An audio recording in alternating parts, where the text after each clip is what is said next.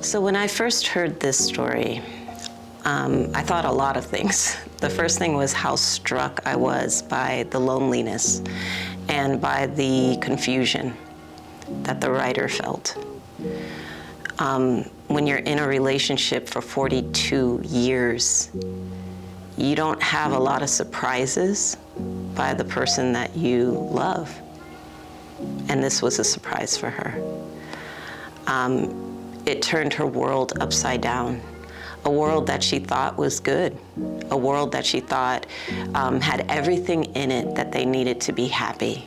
I was amazed at her courage in telling this story, because it's a hard one. It's actually a cry to people who are thinking about suicide, to say that your life matters. It's not just something that affects you, that when you die, you take others with you.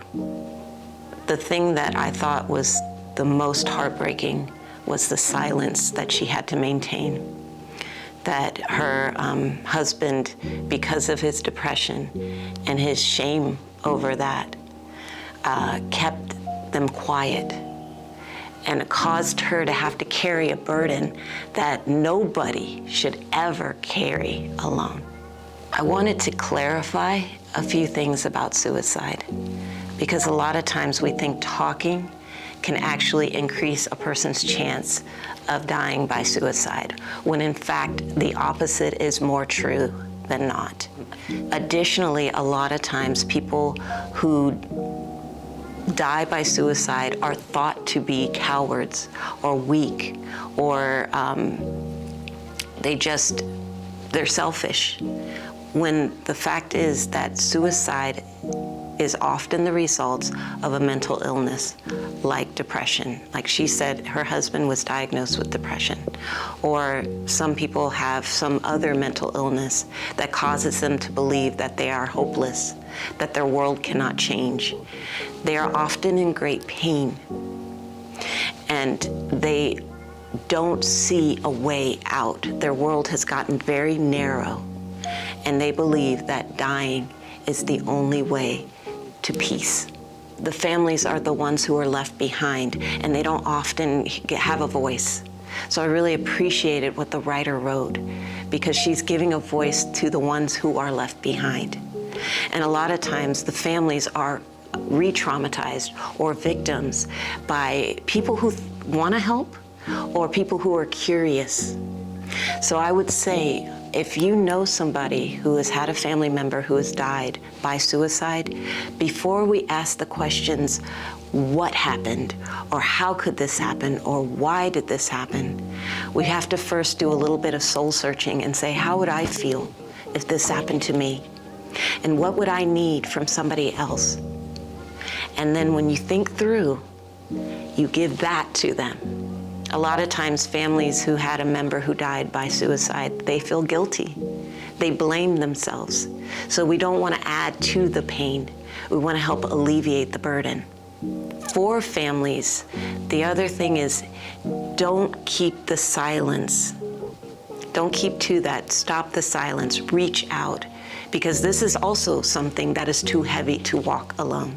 Here at Wellspring, we offer individual therapy, group therapy, and trauma therapy. These are 3 integral therapies that are necessary to help the healing process of the grieving person. In individual therapy, a family member is able to go through this story and see how and understand how it now fits into their new reality, which is what interrupts them in their daily life. Sometimes we can't move forward until we understand and make sense of what has happened to us. In group therapy, we have grief counseling, where you're going to be with other people who understand grieving, understanding the grief process, and being able to see other people in different stages of grief often helps or provides hope for people who didn't believe that there was happiness beyond the grief. Lastly, having a family member die by suicide is a trauma to those who are left behind. Our Restore Retreat gives people an opportunity to step out of their daily lives, their daily responsibilities, and be able to process and work through what has happened to them in the safety of an environment, a staff of caring therapists, as well as groups of other people who you can make new friendships with and find hope through. The worst thing we can do is be silent.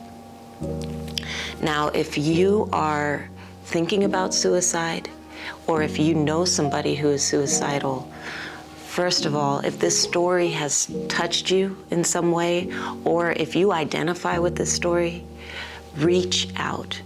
We will have a number on the screen for a suicide hotline where you can actually get immediate help. Do not stop reaching out until you find somebody to connect with. You are valuable, and it is worth doing everything you can to save your life. Now, if you know somebody who needs help, maybe it is a family who has had a family member die by suicide attempt, or it could be somebody you know who is suicidal. You are not in this alone. Please call our office, or you can go to our website. We have opportunities to sponsor somebody who needs help. We have opportunities to just talk to somebody who can give you ideas of how to help. But just so you know, help is available, and we here at Wellspring are here for you. Thank you.